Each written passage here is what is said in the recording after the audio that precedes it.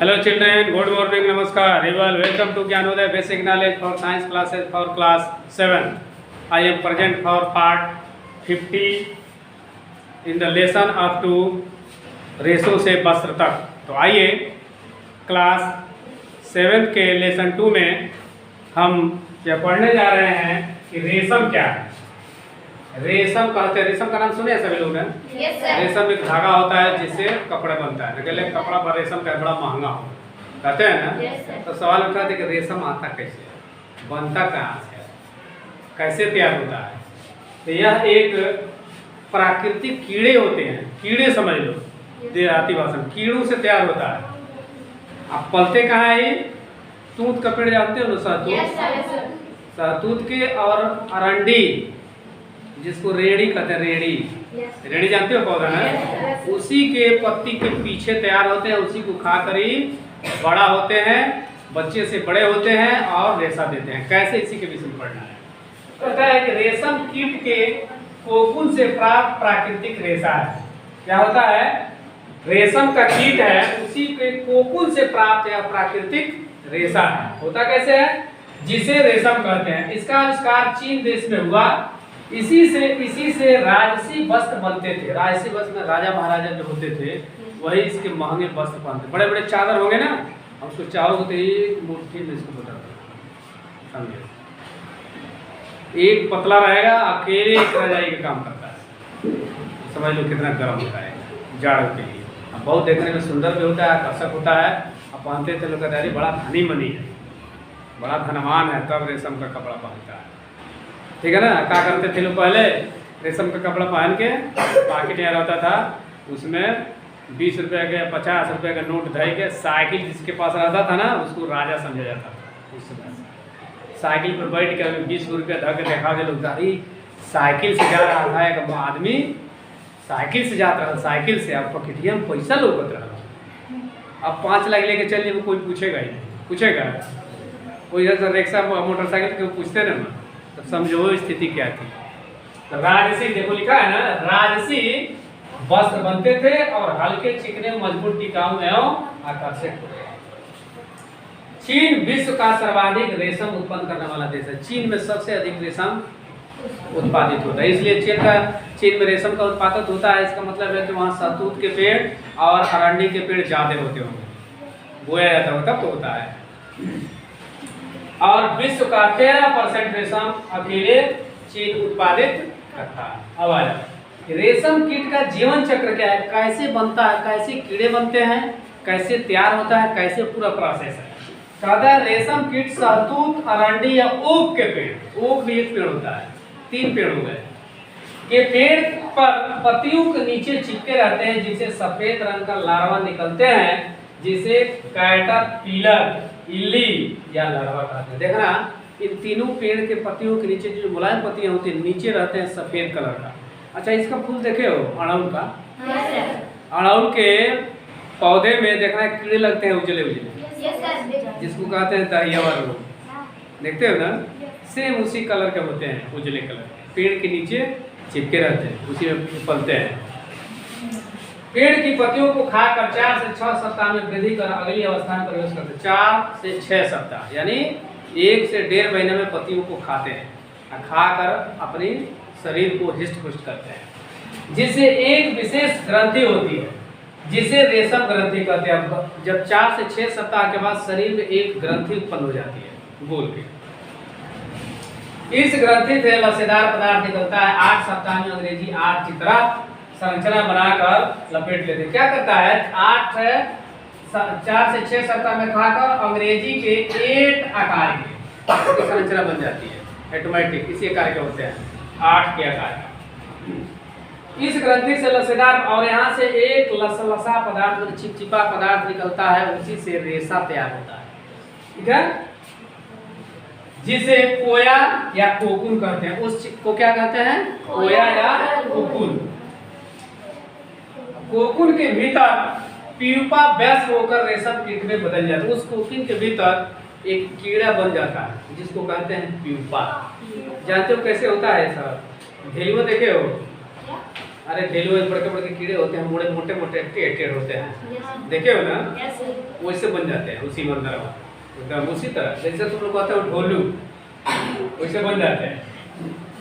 और अंत में रेशम कीट कोकून के रेशे को काटते हुए बाहर निकलता है, और जो आवरण ऊपर से सफेद सफेद जो रहता है उसी में कीड़ा पैदा होता है, और जब ये बड़ा हो जाता है तो क्या करता है, उस रेशे को काट कर बाहर निकलता है और अपना नया जीवन चक्र शुरू कर देता है, फिर से उसकी पैदाइश शुरू हो जाती है।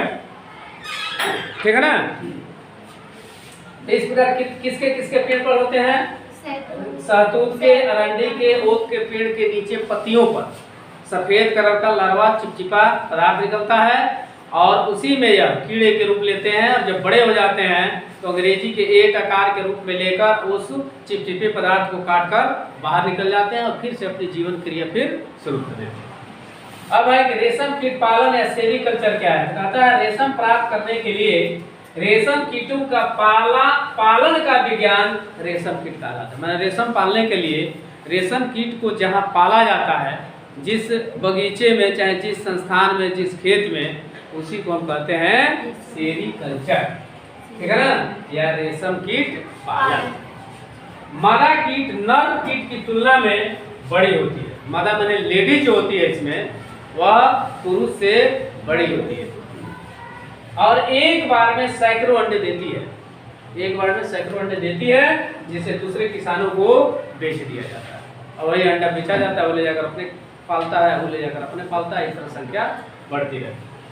अब है कि कोकून से रेशम कैसे प्राप्त किया जाता है। कहता है प्यूपा से वयस्क कीट बनने से पूर्व 10-15 मिनट के लिए उबलते पानी में डालकर रेशम के रेशे को अलग किया जाता है। जब तैयार हो जाता है तो गर्म पानी में जब डालते हैं तो जो चिपचिपा पदार्थ है गर्म पानी से छटकर अलग हो जाता है, रेशा साफ हो जाता है। और रिफिलिंग की प्रक्रिया से रेशम का धागा रंगीन करके तैयार किया, फिर उसमें अलग अलग कलर, लाल, हरा, बैगनी, कत्थी से रंग कर रंगीन तैयार किए। देखे वो पखिया कैसे ऊन बनता है, सूती कपड़ा बिनने वाला कपड़ा का रेशा कैसे रंग रंग के सुखाया जाता है। देखे हो रोडों पर सब सुखाते हैं, बड़के बड़के हौदी में नील डाल देते हैं, उसी में धोते हैं और कलर डाल के बांस का एक रहता है, उसी में गोला गोला डाल के दिन भर सूखता है, फिर उठा के ले जाकर मिल में चला जाता है कपड़ा में, फिर सेम इसी तरह इसका निकाल होता है। रेशम के कीट के एक कोकून या एक कोया से कितना मीटर लंबा रेशा निकलता है एक कीड़े से, समझ लो 300 मीटर से 900 मीटर,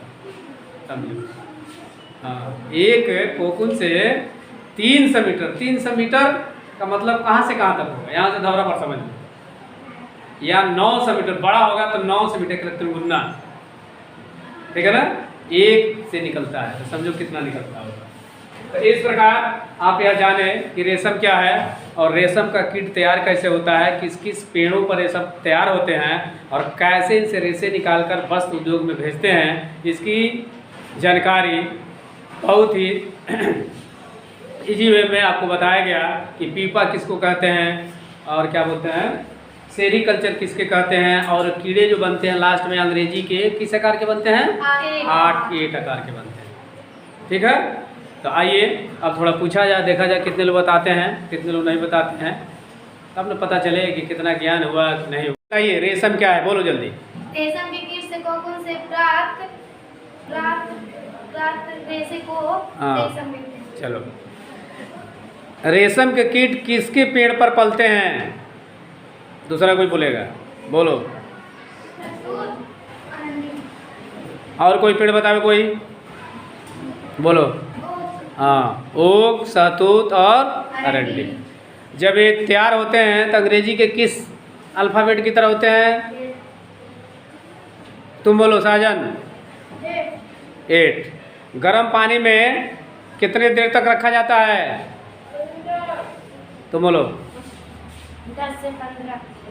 गर्म पानी में रखने से क्या होता है, चिपचिपा पदार्थ अलग। तुम बोलो बलवंत। हाँ, चलिए, जो बताएं उनको भी धन्यवाद, नहीं बताएं उनको भी धन्यवाद। अभी आप रेशम क्या है और रेशम कैसे निकाला जाता है और रेशम निकलने वाले कीट को किस पेड़ पर उसका प्रश्रय दिया जाता है, जिसमें 3 पेड़ था, सहतूत, और अरंडी और ओक। और यहाँ एक कोकिन से कितने मीटर लंबे रेशे निकलते हैं? 300 से 900 मीटर। ठीक है ना। सेरीकल्चर किसे कहते हैं? इसकी विषय में सारी संक्षिप्त जानकारी आपको दी गई। हमको उम्मीद है कि याद भी हो गया होगा, जानकारी भी हो गई होगी। कोई पूछेगा तो बता भी सकते हैं। तो इस प्रकार यह पढ़ाने की कला समझ में आता है, अच्छा लगता है तो मेरे चैनल, आपके चैनल, यूट्यूब चैनल को सब्सक्राइब करेंगे, वीडियो को लाइक करेंगे और अपने मोबाइल से दूसरे पर शेयर करेंगे, ताकि और लोग भी इस रेशम और रेशम कीट और रेशम धागे तैयार करने की विधि को आसानी से जान सके। अब मैं मिलता हूँ नेक्स्ट वीडियो में, तब तक के लिए thank you for watching video. टाटा, बाय बाय, ओके, नमस्कार।